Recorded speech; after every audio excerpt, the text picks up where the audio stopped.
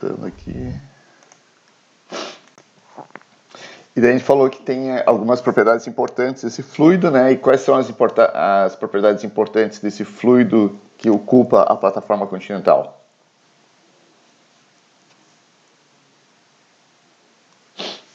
Não tem muitas. Quer dizer, as mais importantes dá para contar na mão e nem usa todos os dedos. Tá, mas assim, densidade, porque a gente falou bastante da densidade depois, né? Mas as outras propriedades importantes são...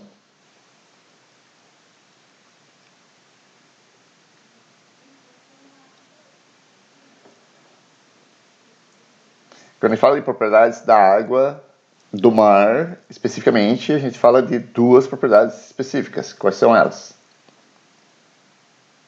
Salinidade e temperatura. Né? E daí eu falei lá, quer dizer, essas duas são muito importantes, extremamente importantes, mas para nós, na dinâmica, nós realmente nos importamos com uma outra propriedade, que é a densidade. Tá? E daí a gente estava falando que é difícil medir a densidade diretamente, quer dizer, a densidade é muito objetivamente quantificada se nós tivermos a massa e o volume do que nós queremos medir a densidade. Então, não é um problema tão trivial assim. A gente viu que se a gente tiver um balão volumétrico e uma balança, nós podemos saber a massa da água. Aliás, com a balança nós podemos saber a massa da água. Com o balão volumétrico nós podemos saber o volume. Então nós podemos ter a razão massa-volume. Mas isso não é prático, não. É assim, como fazer isso? Porque entre pegar uma amostra e levar para o laboratório, ela mudou a temperatura. Porque a temperatura é uma propriedade não conservativa. Tipo, ela não se conserva. Né? Então, se você pegar e por que a temperatura é não conservativa? Né? Tipo, alguém sabe por que a temperatura é uma propriedade não conservativa? Não, quer dizer, tem várias respostas, mas a resposta mais direta é porque a água existe troca de calor, né? Tipo, existe uma coisa chamada segunda lei da termodinâmica, né? Que diz que é a lei da entropia e que o calor flui do mais quente para o mais frio. Então, o calor está sempre sendo trocado, né? Então, se você pegar a água que estava lá no mar, tirar do mar, expor ela a um outro ambiente, ela naturalmente vai trocar suas propriedades para tentar equilibrar o seu estado. Então, a temperatura é não conservativa. A salinidade, por outro lado, é uma propriedade conservativa. Se você pegar a amostra de água, deixar ela bem fechadinha, e se não há absolutamente como a água entrar, a água sair, sal entrar, sal sair da água, você pode ter daqui 1 milhão de anos a garrafinha guardada lá com a mesma salinidade, porque a salinidade é conservativa. Tá? Então, isso são características importantes dessas duas propriedades. Né? Para nós sabermos a densidade, nós usamos essas duas propriedades, porque as duas afetam como a densidade muda. Né? Então, eu não lembro até onde a gente foi na outra aula, né? Mas assim, acho que eu vou abrir aqui para gravar, porque como a gente está gravando, daí vai ficar uma coisa mais didática também, para quem não assiste. Hoje, atualmente, 70% dos alunos que não estão assistindo a aula. Cadê aqui o Open Board? Minha pranchinha. Cadê a caneta? Tá aqui.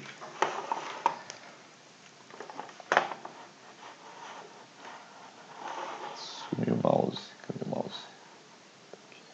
Não. Então, recapitulando, então nós temos...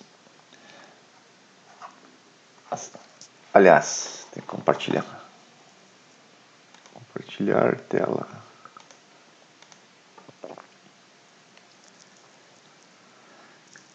Então, nós temos a salinidade,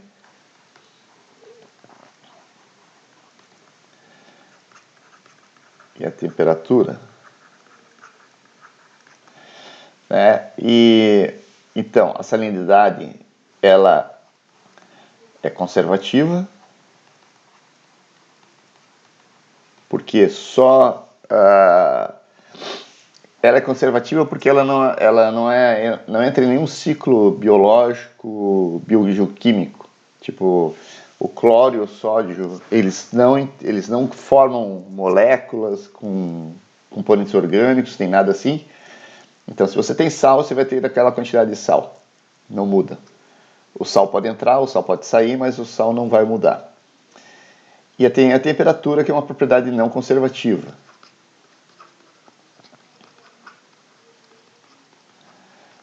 Que se você... a temperatura, na verdade, é uma variável que reflete a quantidade de calor. Não é calor, mas ela reflete a quantidade de calor.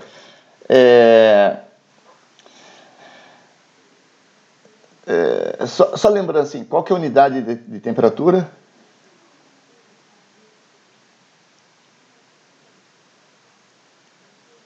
Que unidade que nós usamos para exprimir a temperatura? Graus Celsius. Graus Celsius em oceanografia, mas no Sistema Internacional de Unidades? Kelvin. Kelvin. E calor?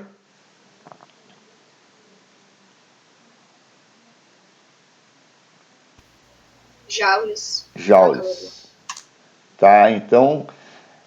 Calor, então, tem unidade diferente. Aliás, e Kelvin é Celsius menos 273, né? Então é linearmente relacionado aqui, só muda onde fica o zero da escala. Joules é outra coisa, né? Dá para derivar o que é um joule, mas são unidades diferentes, então são coisas diferentes. Temperatura e calor são coisas diferentes. Mas a temperatura, e se nós sabermos algumas outras coisas sobre os materiais, diz para nós o calor. Mas o importante é que, se mudando a temperatura, isso aqui indica para nós o quanto está mudando de calor. Né? Então, se estava 10 graus Celsius e foi para 15 graus Celsius, né? Se você tem uma água que tinha 10 graus Celsius e essa água foi para 15 graus Celsius, eu não sei quanto calor entrou, mas eu sei que está entrando calor. Tá? E isso aqui é importante porque a água muda, né? Então, se você tem lá a plataforma continental, né? A água, ela muda de temperatura em função do balanço da quantidade de calor que entra e calor que sai, né? Chega o calor do Sol em radiações ondas longas, emite calor de volta em radiações de ondas curtas, né? De infravermelho. E esse balanço da quantidade de calor que entra e calor que sai é que vai dizer qual que é a temperatura que a água vai ter. Tá? Então, a temperatura é resultado do balanço energético. Né? Do quanto de calor que entra, do quanto de calor que sai. E como que varia essas taxas de entrada. Tá? Então,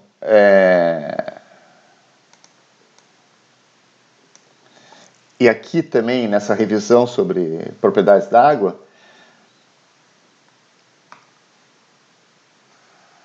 esse aqui tem água, aqui tem ar, né? Isso aqui é a interface.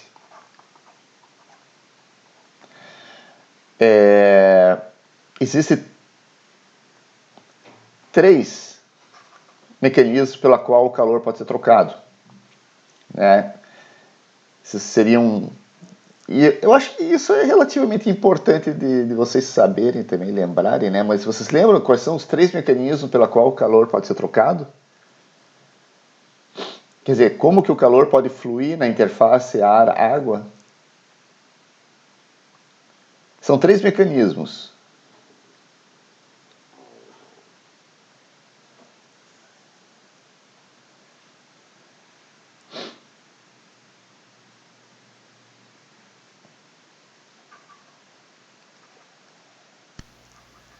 Tipo evaporação? Tá. Evaporação tem um nome. Né, vocês podem falar evaporação, mas evaporação tem um nome. Isso é calor que tipo?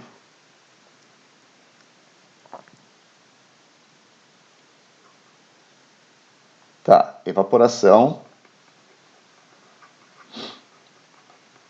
Mas evaporação é um processo que transporta calor tipo calor papapá. Qual que é o papapá? Alguém lembra? Não. Não é convecção. Calor latente. Calor latente. Tá, entendo que não é evaporação, tá? Vocês lembram da evaporação, tudo bem? Mas é o calor associado à mudança de estado. Tá? Então, para a água evaporar, o que ela... Se você tem as moléculas de água aqui, né? Para que uma molécula dessas evapore, ela tem que absorver energia das suas moléculas vizinhas. E quando ela faz isso, ela passou para um estado mais energético que é o vapor. Então, a água vai diminuir a temperatura. Tá? Lembre, assim, se vocês vão tomar banho de mar num dia com vento, né, vocês se molham. A hora que vocês saem da água, vocês sentem frio. Por quê? Porque a água que está em cima de vocês está evaporando e está pegando o calor de vocês. A hora que toda a água evapora, diminui a sensação de frio. Então, esse é o calor latente. Só que o calor latente também devolve, né? Porque quando essa água condensa e forma nuvens na atmosfera, esse calor está sendo devolvido lá em cima. Então, falar calor latente e evaporação não é completamente correto, né? Vocês têm que entender que a transferência de calor latente envolve a mudança de estado, né? Então, para evaporar, a água absorve calor do meio, né? das moléculas de água vizinha para poder evaporar, tá? A segunda maneira de transportar calor, qual que é? Então, o primeiro é calor latente. Quer dizer, primeiro não, né? Um deles é calor latente. O outro qual é?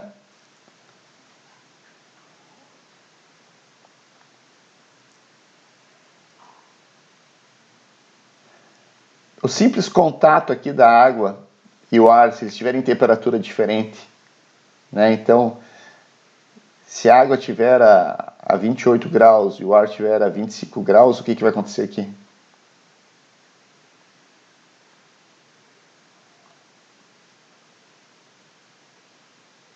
Não vai acontecer nada?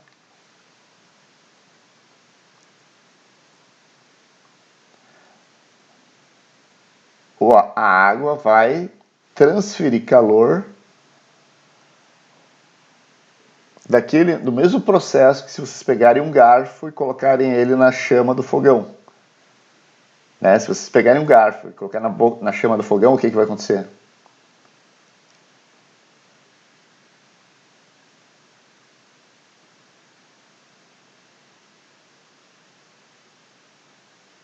Vai esquentar a ponta do garfo. E aí o que vai acontecer com o garfo? Como que é o nome do mecanismo que transfere o calor através dos materiais?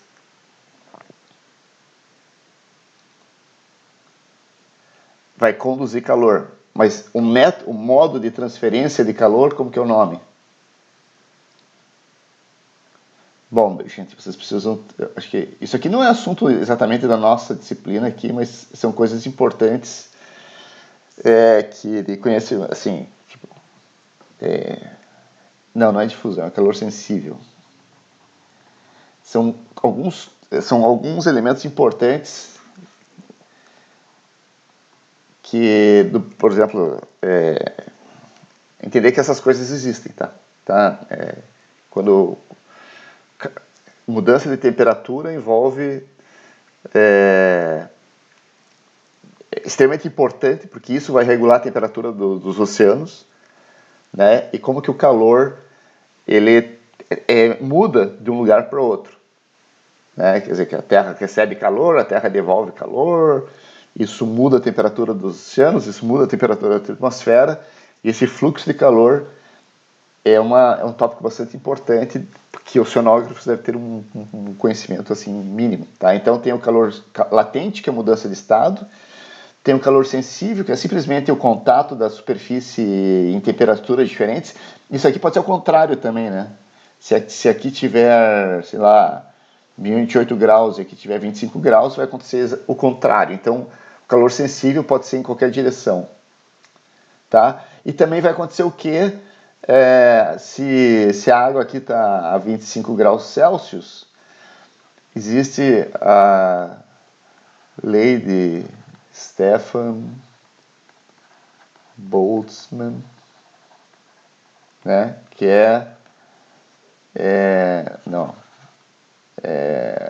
energia igual ET a quadrado, que qualquer corpo, isso aqui chama-se lei de Planck também, né? Que qualquer corpo acima de zero absoluto emite calor, tá? E quando ele chega no equilíbrio, o calor, né, emitido vai ter uma curva assim, que a lei de Planck fornece essa curva, né? Aqui é o comprimento de onda, né? E aqui é a radiação visível, tá? Então, se você qualquer corpo acima de uma temperatura de zero absoluto, esse corpo emite calor.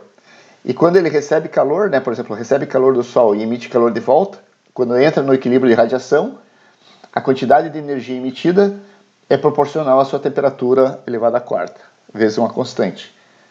Então, isso também, tá uma bagunça aqui, vamos... Isso aqui é revisão, né? Isso aqui não é uma... Deixa eu limpar tudo isso aqui, então.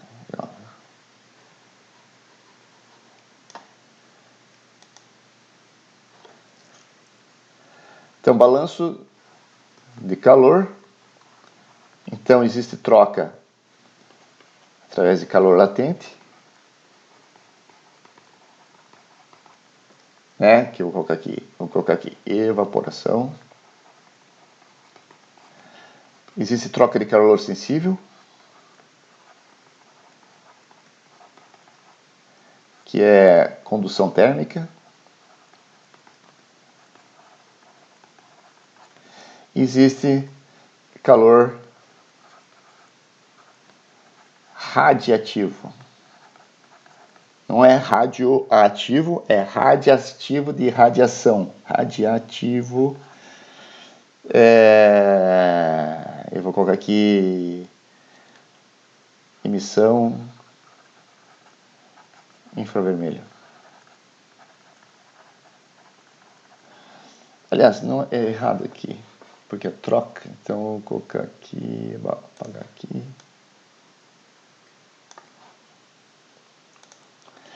Eu não consigo lembrar de outro jeito, é lei de Stefan. Lei de Stefan Boltzmann. Que diz que um corpo, quando ele recebe calor, ele devolve esse calor proporcional a uma temperatura. Então, qualquer coisa que tenha acima de 0 Kelvin emite calor, e ele vai emitir calor proporcional à quantidade de calor que ele recebe, né? Então, por exemplo, isso é super importante porque a gente vai falar muito na disciplina aqui escapou aqui. Lembrando assim, nós temos dois princípios fundamentais que nós vamos falar repetitivamente durante todo o curso. Quais são? Quais são os dois... as duas coisas mais importantes da dinâmica dos oceanos. Os dois princípios fundamentais.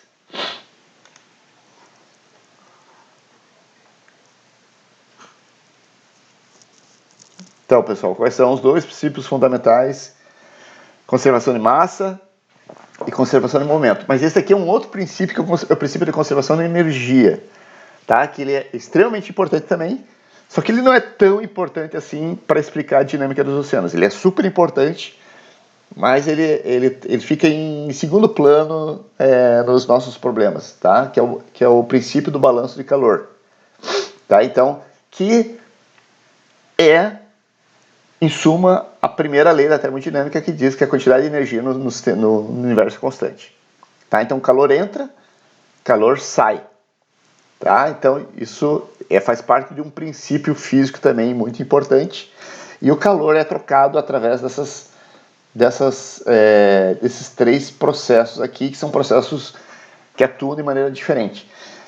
E isso tem implicações enormes para o oceano, né? Porque isso aqui vai dizer quando que a água do oceano aquece e quando ela resfria, né? E daí tem toda a questão que em baixas latitudes recebe maior calor, em altas latitudes recebe menor calor, mas particularmente nas plataformas continentais, isso vai ser muito importante, que a gente vai falar brevemente depois, que, por exemplo, nas plataformas continentais em médias altas latitudes, onde a Terra ela tem essa inclinação, então os dias no verão ficam muito longos e as noites curtas, e no inverno as noites ficam curtas e os dias, aliás, ao contrário, os dias ficam curtos e as noites ficam muito longas. Em médias altas latitudes, a quantidade de calor que recebe e que perde muda significativamente de estação para estação. Então, em plataformas rasas e médias e altas latitudes, o balanço de calor afeta significativamente as propriedades em que escala de tempo.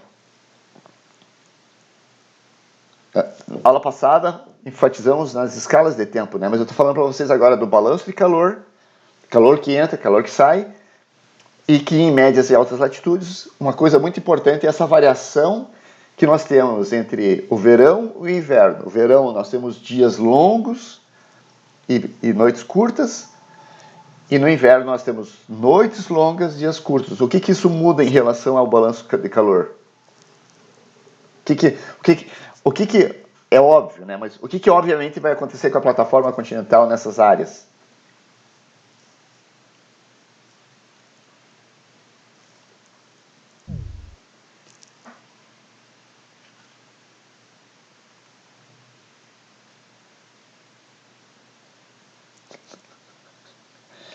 Ainda bem que esse é o último semestre remoto. Então, pessoal, imagine, eu estou falando aqui para vocês que o balanço de calor é troca de calor. Calor radioativo, radioativo atraente.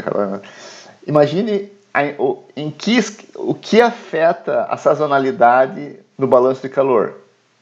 Significa que no verão tem muito mais calor radiativo do sol chegando na água, então o que vai acontecer com a água no verão?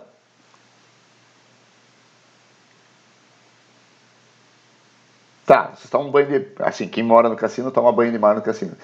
Vocês tomam banho de mar no inverno no cassino? Por que as pessoas não tomam banho de mar no inverno no cassino? Nós estamos em média latitude aqui, quer dizer, não tão média assim, mas aqui já é latitude média. Já dá para considerar um pouco uma latitude média.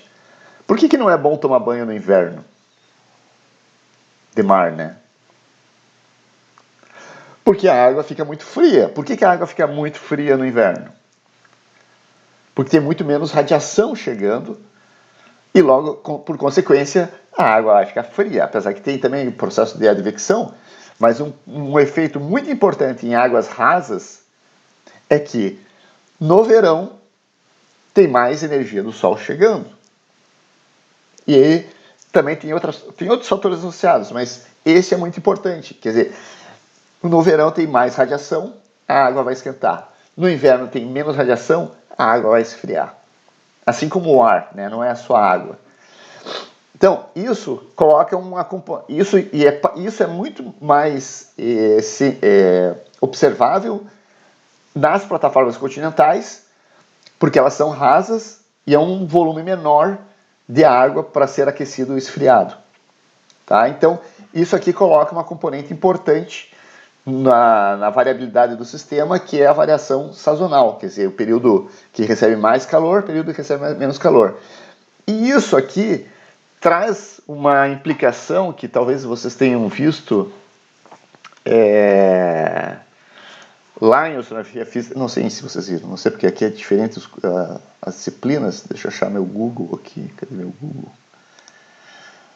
Okay, vamos ver se eu acho a figura agora. Vou abrir outra janela aqui. Google, cadê você? Aqui.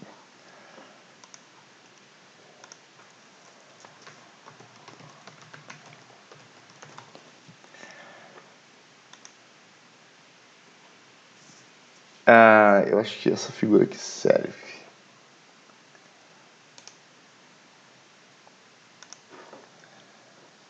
Deixa eu abrir uma página a mais. Como que eu aumento isso aqui?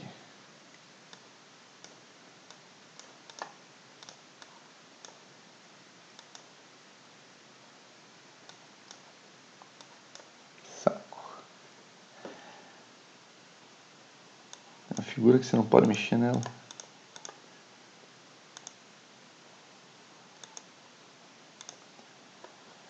Então vamos dar zoom, zoom, zoom, zoom, zoom. A figura tá ruim, mas ela representa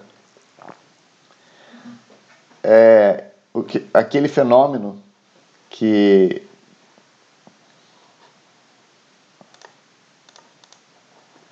a gente chama de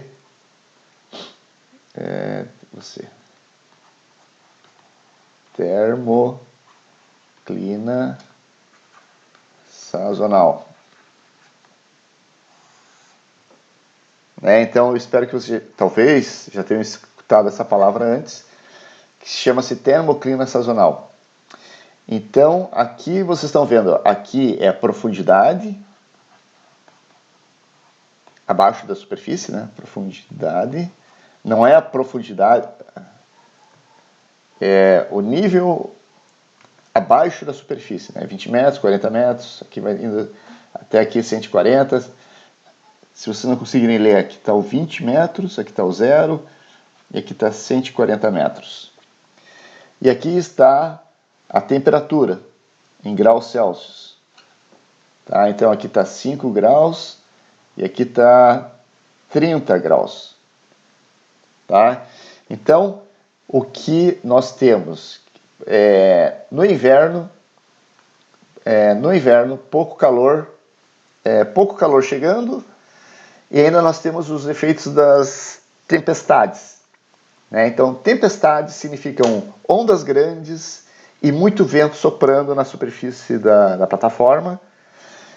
E o que isso vai causar? Movimento da água. Movimento da água produz cisalhamento, e cisalhamento produz turbulência, e turbulência produz mistura.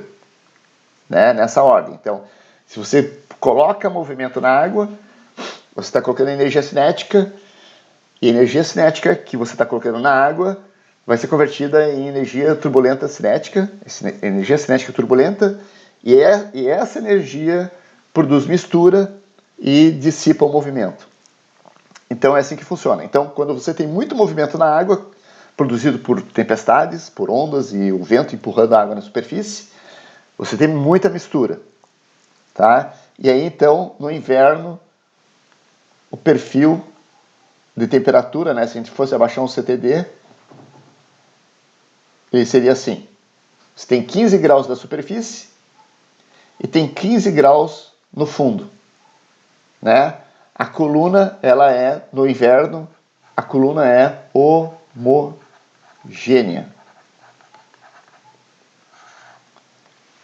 Tá? Por que a coluna da água é homogênea no inverno?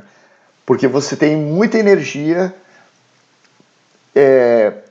pelas ondas e pelas tempestades, e também a quantidade de calor que chega na superfície não é suficiente para compensar essa entrada, essa mistura vertical. Tá? Então, mistura de coisas requer energia.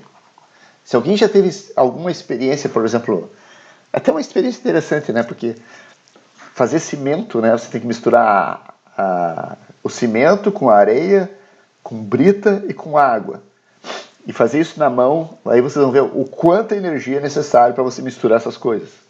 Tá? Então, para fazer mistura de qualquer coisa, você precisa de energia. No inverno você recebe pouca energia do sol e tem muita energia das correntes e das ondas e do vento. Então o sistema fica homogêneo. No verão, o que acontece? Quer dizer, e você tem, 5 horas de luz do dia e 19 horas de noite. Sei lá, a gente está em, sei lá, 60 graus de latitude. O que acontece no inverno, né? Quer dizer, no verão? A Terra foi para o outro lado do Sol, né, na sua órbita, e agora esse lugar que no inverno recebe, tem um dia de 5 horas, o dia passa a ter 19 horas, tá, de duração. Tá? Então, se vocês forem um dia para a Dinamarca, ou para o Canadá, ou até lá para o sul do Chile, no verão, às 11 horas da noite, vocês ainda veem o clarão do pôr do sol no horizonte. É incrível, né? Mas é assim que acontece. Então, durante 19 horas, aquela área está sob incidência de radiação solar. Mas também acontece que nesse período as tempestades são menos intensas, o vento sopra mais moderadamente, então, consequentemente, há menos ondas. Então, durante o verão, nós temos menos energia. E tem muito mais quantidade de calor chegando do Sol. E isso vai produzir um perfil de CTD. Se a gente fosse lá baixar o CTD, agora nós vamos observar que a linha azul aqui é o CTD no verão. Só que isso afeta a camada da superfície, né? Mas o fundo mesmo continua frio. Porque o frio, o calor que chega na superfície, ele não chega a ser transferido até lá em águas muito profundas. Tá? Isso cria aqui uma coisa muito importante, que ele vai falar várias vezes aqui também. Isso cria aqui uma interface de temperatura. Né? Então, aqui a temperatura está em 25 graus, aqui a temperatura está em 15 graus. Esse gradiente abrupto de temperatura aqui chama-se como que é o nome disso aqui?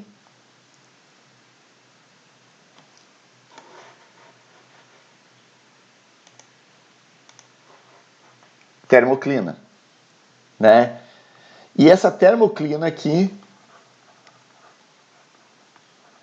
ela ocorre no verão. Ela começa a se formar na primavera, né? Ela começa a se aqui em cima ela está na primavera, né? Quer dizer, a primavera é quando começa a esquentar. Então ela está aqui em cima. Daí quando chega no verão ela vem aqui para baixo. E daí quando vai para o outono, essa água aqui começa a se misturar de novo com a água de baixo, começa a receber menos calor e ela começa a voltar para cá. Então é uma termoclina sazonal. Porque ela está controlada por esses dois fatores, entre entrada de energia que chega da radiação solar e as suas trocas que ocorrem na superfície, com a quantidade de energia disponível no sistema para misturar a água. Porque se você tivesse, mesmo no verão, se você tiver tempestades intensas, essas tempestades vão produzir mistura. E isso então forma esse padrão que é a termoclina sazonal. Tá? E o nome dela é sazonal, especificamente para diferenciar de uma outra termoclina importante que acontece nas zonas tropicais.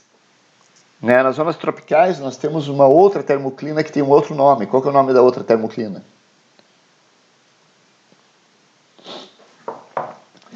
Como que é o nome da termoclina que acontece nas regiões tropicais?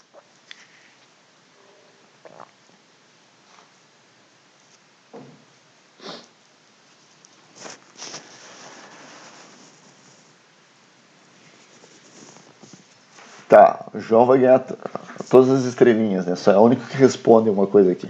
Tá, termoclina permanente. Por que ela é permanente nas regiões tropicais?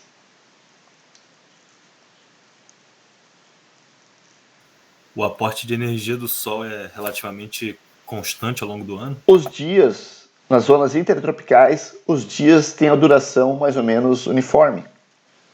Né? Então, se alguém aqui já teve a experiência de morar da Bahia para cima, né, não faz frio. Né? eu morei muito tempo no Ceará, em Pernambuco. Tipo, todo dia o sol nasce no mesmo horário, todo dia o sol se põe no mesmo horário. E você tem quase o ano inteiro 12 horas de dia, 12 horas de noite.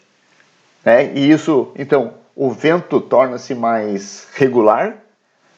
Você tem ondas, tem alguns eventos de vento mais forte, vento mais fraco, mas a quantidade de calor que entra no sistema, ele é constante o ano inteiro.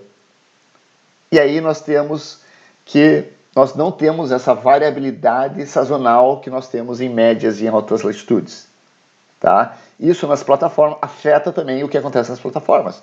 A água da plataforma, tipo, você pode ir em julho ou pode ir em janeiro tomar um banho de mar lá em Pernambuco e a temperatura da água vai estar praticamente a mesma. Tá? Muda 2 graus Celsius durante o ano inteiro. Tá? Enquanto que aqui, se nós formos no inverno,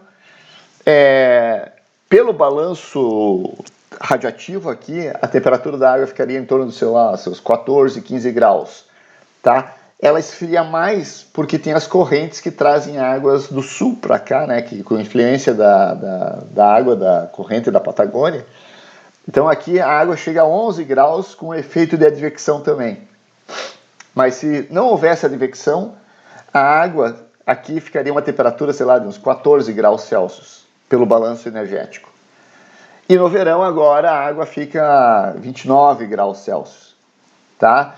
E isso é um efeito, imagina, então nós temos uma variação de quase 15 graus Celsius ao longo do ano. Tá? E em baixas latitudes, lá a plataforma qualquer plataforma entre mais ou menos 15 graus de latitude, isso não acontece. Tá? Então, isso muda bastante como que é essa propriedade, que é a temperatura de lugar para lugar. E com a consequência, né, que obviamente que a gente vai falar, que a temperatura vai afetar a densidade da água. Tá? Então, em médias altas latitudes, nós temos esse efeito de variação sazonal muito mais evidente. Né? O balanço energético, que controla a quantidade de energia que a água recebe, muda muito do verão para o inverno. Tá? Lembrem que é tipo o verão, por que o verão é legal? Porque os dias são longos e as noites são curtas. Né? Então, imagine que durante todo esse período o calor está chegando. Por que fica um calor tremendo no verão? Porque tem muito mais energia do sol chegando. Então, essa energia está chegando na plataforma também. Tá? E tem menos tempestades. E isso vai trazer consequências para como essa propriedade, a temperatura, varia sazonalmente. E isso produz esse efeito, tá? Que é a termoclina sazonal. Nós vamos, assim, adiantando, né? Por que a termoclina é importante? Porque a termoclina, como ela afeta a densidade, então isso aqui também é uma picnoclina. A picnoclina, ela impede transferência de propriedades através dela. Momento e difusão de qualquer coisa, calor, oxigênio, qualquer coisa. Tá? Então, presença ou ausência de estratificação na água é uma das coisas muito, muito relevantes quando nós tentamos entender a dinâmica de um sistema. Se o sistema é homogêneo, nós vamos olhar ele de um jeito. Se o sistema é estratificado, nós vamos olhar ele de outro jeito. Então, essa questão de ser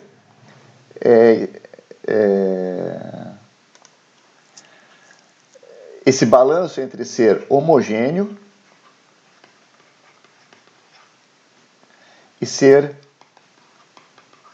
estratificado. Estratificado, homogêneo. Então, essas duas coisas aqui são coisas muito extremamente importantes quando a gente começa a investigar qualquer coisa. Se uma coisa é homogênea, tá, significa que não está havendo nada que, assim, ou a energia do sistema é grande o suficiente para misturar qualquer coisa que tenha nele, ou não está havendo nenhuma perturbação de borda dentro do sistema para causar heterogeneidade. Se o sistema é estratificado, né, é porque não há duas coisas. Ou não há energia para misturar as coisas e tornar elas homogêneas, ou a fonte de estratificação é grande o suficiente para sobrepor a energia que causa a homogeneidade. Eu acho que isso aqui talvez seja uma das coisas mais assim, básicas da mecânica dos fluidos que a gente tenta entender. Geralmente a gente vai lá investigar um estuário, uma plataforma, qualquer coisa. A primeira pergunta que a gente começa a se fazer, né? A gente vai baixar o CTD e é saber, será que aqui é homogêneo ou será que aqui é estratificado? Sendo homogêneo, a gente tem que explicar por que é homogêneo. Da onde que vem a energia para tornar o sistema homogêneo? Se ele é estratificado, a gente tem que entender por que não tem energia e porque eu acho que o jogo básico da dinâmica dos oceanos e da plataforma gira em torno desse conceito aqui entre ser tudo igual ou não sendo igual. Se é tudo igual, por que é tudo igual? Se está desigual, por que é desigual? Tá? Então, nós vamos falar muito e já que, aproveitando o momento pavloviano aqui, que a gente vai repetir isso aqui, acho que algumas vezes, existe um número mágico, não é um número mágico, tá? Mas é que vocês entendam assim, que é um número mágico da dinâmica dos oceanos, que na verdade nem surgiu da dinâmica dos oceanos, que na verdade é um cara que veio da meteorologia, é um número que surgiu na meteorologia, que se chama Richardson.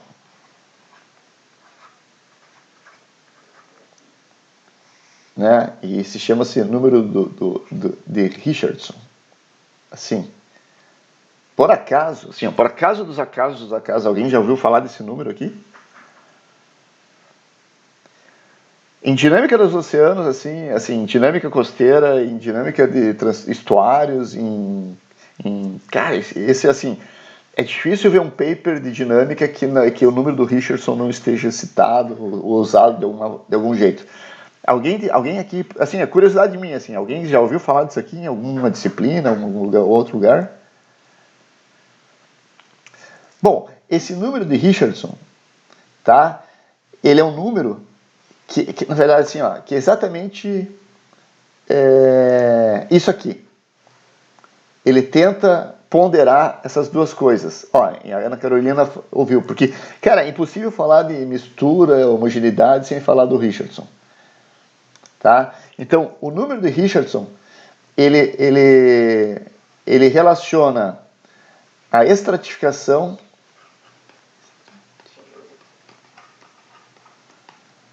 tá? Com a... Não é, mas eu vou colocar aqui como se fosse a turbulência. Tá? Não é exatamente turbulência aqui, mas turbulência. Tá? E aqui, ele escrito em si, isso aqui talvez vocês já tenham visto. N ao quadrado sobre S ao quadrado. N ao quadrado é a frequência de empuxo, né, que é G sobre ρ de ρ de Z.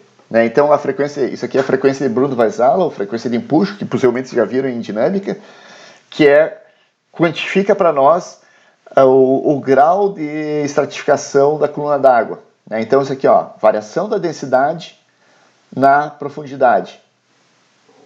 Tá? Então, esse termo aqui, né, isso aqui está dizendo para nós o quanto varia a densidade na vertical, né? De ρ, variação do ρ da densidade na vertical. E esse outro, e o S aqui ao quadrado é o cisalhamento quadrático, que é a raiz quadrada, não, é o quadrático, é o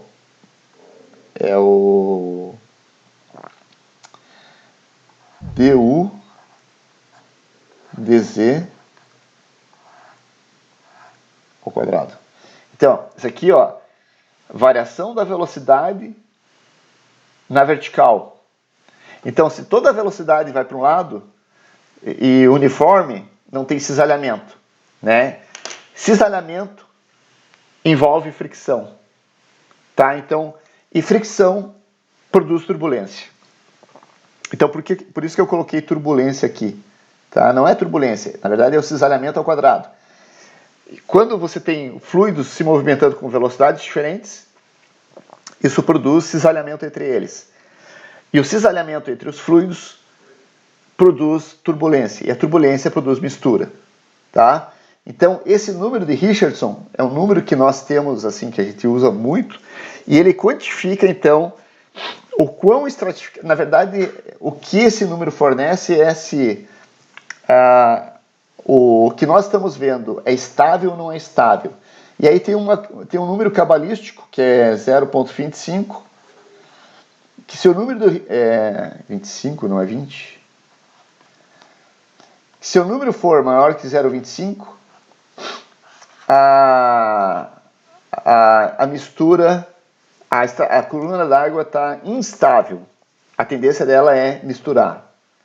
E se esse número for menor que 0,25, significa que a coluna d'água é estável e ela vai continuar sendo estratificada, tá? Isso a gente vai voltar isso aqui adiante, tá? Porque isso aqui é um descritor bastante importante da dinâmica da plataforma, mas só para, assim, ó, o conceito importante aqui, ó, é que nós estamos ponderando entre se a coluna d'água está estratificada ou não, né? Então a gente sempre está interessado nessa relação entre homogeneidade e estratificação. E aqui a gente tá vendo que o calor, né, o balanço de calor que entra, ou como ele é misturado na água, vai fornecer uma condição da plataforma que ela pode ser completamente homogênea, e sendo completamente homogênea, coisas importantes acontecem. Por exemplo, vamos falar aqui então, vamos vir aqui mais para um, mais, só para enfatizar a importância disso, tá? Mas vamos colocar aqui, vamos afinar aqui. Então, se eu tenho a água aqui, o fundo aqui, tá? Então, a maior parte da turbulência é produzida na fricção aqui no fundo, tá? Então, aqui no fundo existe uma coisa chamada camada limite de fundo, e aqui, quando a água está escoando, aqui produz muita turbulência, e essa turbulência aqui, ela vai migrando para a superfície, tá? Existe uma coisa que a gente chama de difusão turbulenta, e a turbulência produzida aqui embaixo, ela vai sendo distribuída em toda a coluna d'água. E nós estamos falando aqui de 50, 100 metros de profundidade, tá? Então isso aqui é um processo muito importante para misturar águas na plataforma. Mas, se por acaso essa plataforma aqui tiver uma termoclina, né? Por exemplo, aqui a água... isso aqui é um caso, se houver um gradiente de temperatura na água, né? Por exemplo, aqui está 20 e aqui está 15 graus Celsius, e aqui tem uma termoclina. Por que é importante a termoclina? Porque essa mistura que é produzida aqui, ela é barrada aqui, ela não passa, tipo, não existe, tudo que fica produzido aqui embaixo não chega aqui em cima. Então, e ao contrário também, se você tem entrada de uma propriedade, por exemplo, calor, o calor vai chegar aqui e não vai passar para baixo, tá? Então é por isso que é importante a questão é estratificado ou não é estratificado, porque a estratificação ela funciona como uma barreira para a transferência das propriedades, né? Então, se você tem uma coisa produzida no fundo, isso não vai subir até a superfície. Se você tem uma coisa chegando na superfície, calor, isso não vai se propagar até o fundo, tá? E isso traz consequências no comportamento das águas da plataforma. Assim, isso aqui é um tópico relativamente avançado, mais importante, que a gente vai discutir, eu acho, mais em detalhes, mas eu acho que o conceito é relativamente simples, tá? Eu acho que dá para entender, né, que havendo estratificação, o fluido vai se comportar de um jeito. Sendo homogêneo, ele vai se comportar do outro, tá? Sendo estratificado, você tem uma barreira dentro do fluido que impede que propriedades sejam transferidas verticalmente, tá? Então, isso traz várias outras consequências no entendimento. Tá claro isso, mais ou menos, gente? Eu acho que não é uma coisa tão complexa assim, né? Tipo, o conceito aqui, vocês não precisam se ater aqui ao número do Richardson, mas o conceito aqui é importante, tá? Ser estratificado ou ser homogêneo, tá? Mas, voltando aqui, então, isso aqui é o que acontece em plataformas de média e alta latitude. Assim, por exemplo, isso acontece aqui, tá? Por exemplo, aqui na latitude, aqui nós estamos em 32 graus. Isso já é uma coisa notável aqui nessas regiões aqui de latitude média para alta. Será tão mais intenso quanto for maior a altitude. Certamente, lá tipo, acho que se for lá no Mar de Weddell, deve ter vários estudos sobre isso, né? Quer dizer, quanto mais longe do Equador, maior vai ser essa variação do balanço radiativo anual, mais intenso vai ser a formação dessa termoclina sazonal. Tá? Bom, não vai dar para falar, já são 9 horas, né? Não vai dar para a gente começar a falar da salinidade em si, tá? Mas vamos aproveitar assim, esses últimos minutos. Até que horas vai a aula? Gente, até que horas que é? 9h20?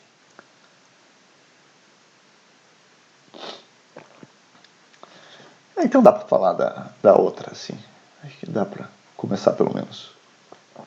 Então, voltando aqui ao começo.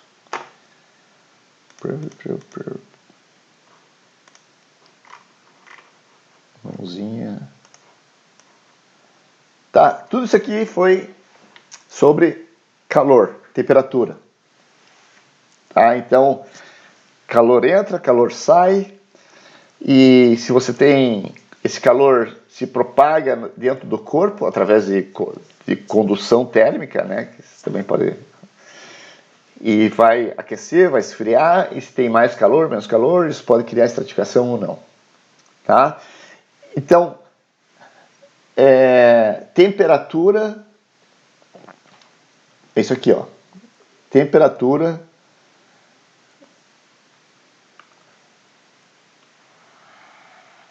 balanço de calor.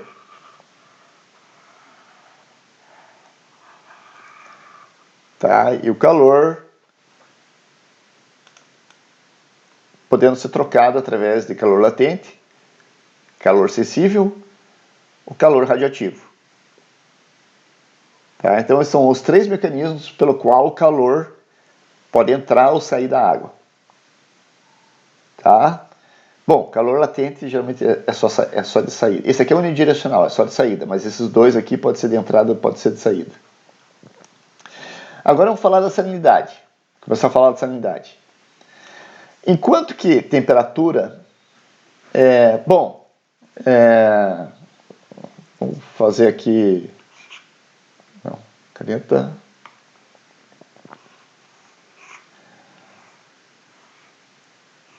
Se eu tenho aqui um reservatório com fluido, com água, e aqui então eu tenho uma salinidade de, sei lá, 20. 20 o quê? Qual que é a unidade de salinidade, gente?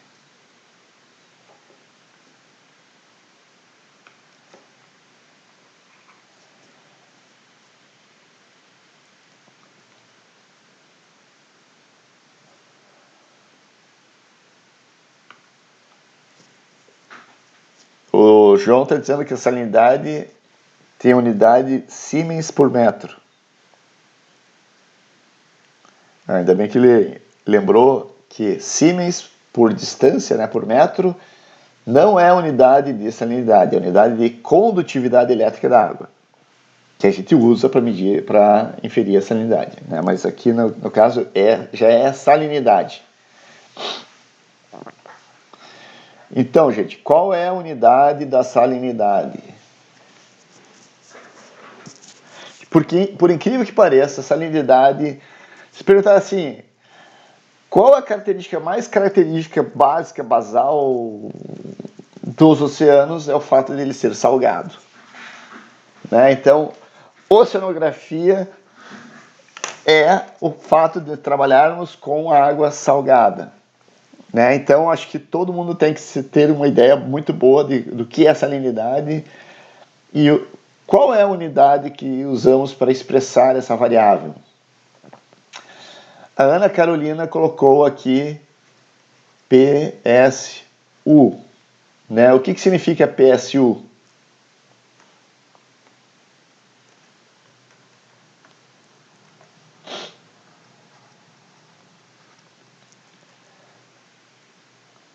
O que significa essas três letras aqui? PSU. Né? Então, isso aqui vem do inglês, que é Practical Salinity Unity. Né? Então, isso aqui é a unidade prática de salinidade. Que, forçando um pouquinho a barra, né? Quem estabelece essa unidade de salinidade prática?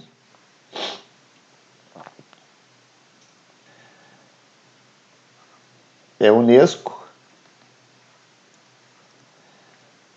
PSS 78, se não me engano. Tá? Então, a Unesco, sabem o que é a Unesco?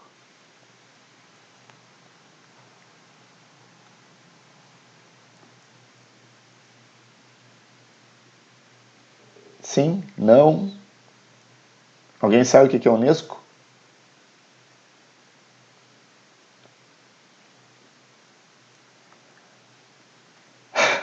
Mais ou menos. A Unesco é um órgão abaixo da ONU. Né? Então, a ONU, a Organização das Nações Unidas, tem uma entidade chamada Unesco.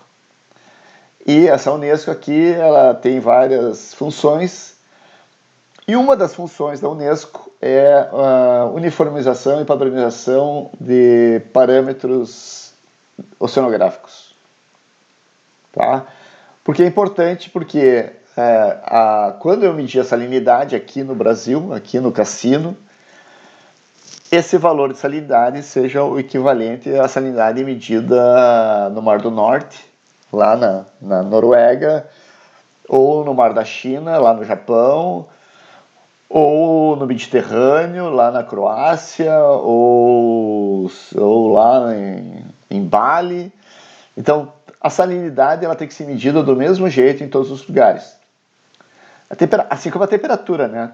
A temperatura não é a Unesco que cuida, né? Tem outra agência internacional que cuida de padrões e medidas da temperatura. Mas a salinidade, por ser uma unidade de interesse oceanográfico, quem cuida dos padrões para estabelecer como é definida a salinidade, como medir a salinidade, é a Unesco. E em 1981 foi publicado, então, a tal da PSS 78. Tá? Eu não vou entrar aqui em muitas delongas históricas, nem nada mais, mas até antes dessa data aqui, a referência de medição de salinidade era por titulação, tá, gente? Então, não sei se vocês fizeram aula de química aqui, que vocês colocam lá a nitrato de prata na bureta, eu acho que é bureta, aquele que tem a torneirinha embaixo. Daí vocês põem lá uma substância na água, daí ficam pingando nitrato de prata, até que vira um troço laranjado no bekerzinho. Fizeram essa aula de química? Tá, uma aula bem legal, né? Que a partir dali você determina a quantidade de haletos na água, né? Haletos seria aquela coluna antes dos gases nobres, que é o cloro, o flúor, que é a coluna lá dos elementos químicos. E daí você, por proporção, né, sabendo daquela lei da proporcionalidade dos elementos da água do mar, que a gente chama de lei de Dittmar, você pega aquela proporção e diz, se eu tenho tanto de haletos, né, que é cloro, flúor, etc e tal, então a proporção de sódio, potássio, isso é uma constante, então eu posso determinar a salinidade. Então, a salinidade até 1960, 70, início de 70, era determinada por um princípio de balanço estequiométrico, né? Então, depois, a salinidade passou... Mas entendo que mesmo já quem definiu os padrões de salinidades inicialmente, né, foi um cara chamado Knudsen, que é um nome importante na oceanografia, tá? Esse Knudsen, lá em 1900, eu acho que foi em 1900, 1902, que eles publicaram esse primeiro padrão de como determinar a salinidade. Ele já tinha falado que, olha, dá para determinar também através da eletricidade, tá? Da condução elétrica, mas na época isso não seria viável, não tinha, a tecnologia na época não era confiável e o suficiente ou tecnicamente disponível para fazer isso usando eletricidade. Então, lá em 1902, se não me engano, o Knudsen, lá, um grupo de trabalho, estabeleceu como determinar a salinidade usando estequiometria, que foi usado durante, então, quase 60 e poucos anos, 70 anos, até que, na década de 60, né, tem o evento dos transistores, né, que permitiram, então, a miniaturização da eletrônica, né? Quer dizer, antes de 1960 as coisas tudo eram valvuladas, então a partir da década de 60 veio os transistores e permitiu a miniaturização da eletrônica. E isso trouxe consequências para várias áreas, inclusive para a oceanografia, porque permitiu que a gente fizesse medições de condutividade elétrica muito mais eficientes e precisas. E então, as pessoas desenvolveram instrumentos que medissem a condutividade elétrica da água de uma maneira muito precisa e, mais importante, no local, in situ. Né? Você não precisava mais trazer uma amostra da água para o navio e fazer. Você podia medir ela no local em que ela estava, né? Que a gente vai falar depois, né, do CTD. E isso surgiu então na década de 70, né? E aí a Unesco criou então a PSS 78, que é a unidade a Practical Salinity Scale aqui. Isso se chama PSS 78 e com isso diz que a gente tem que usar aqui PSU, tá? Aí, gente, isso aqui é, tipo assim, eu não vou dizer que isso aqui é muito importante, mas é extremamente importante para vocês, que um dia, cedo ou tarde, vocês vão ter que escrever um relatório, vocês vão fazer um trabalho de conclusão, vocês vão escrever um relatório, vocês vão fazer mestrado depois, ou vocês vão ter um emprego, vão ter que escrever alguma coisa associada com salinidade, já que vocês são oceanógrafos. E aí tem uma bagunça, né? Porque tem gente que às vezes vocês vão ver as bolinhas, assim, às vezes tem gente que usa as bolinhas são até bonitinhas, mas elas não devem ser utilizadas para expressar a salinidade. Se a salinidade é medida com um método, com um condutivímetro, você tem que expressar ela através dessa unidade aqui, PSU. E tem gente que diz que dá para expressar a salinidade igual a 20 sem nada aqui. Isso também deve ser evitado. Vocês têm que expressar explicitamente a unidade que vocês estão usando. E eu estou dizendo isso porque isso é uma recomendação da Unesco, tá? Não é minha. Tá? Então a Unesco recomenda que expresse a unidade de salinidade.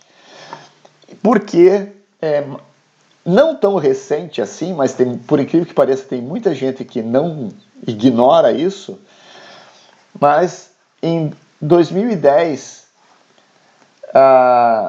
foi revista a definição da salinidade e a salinidade foi novamente revisada, analisada para você ter algoritmos mais precisos de determinação da salinidade. E aqui se sugere que a salinidade volte a ser... volte, né? Porque ela era a unidade da salinidade antigamente. Porque isso aqui, né, gramas por quilogramas é partes por mil, né? Só que a gente não pode usar isso aqui, a bolinha. Que essa é a unidade que nós temos que usar a salinidade atualmente, tá, gente?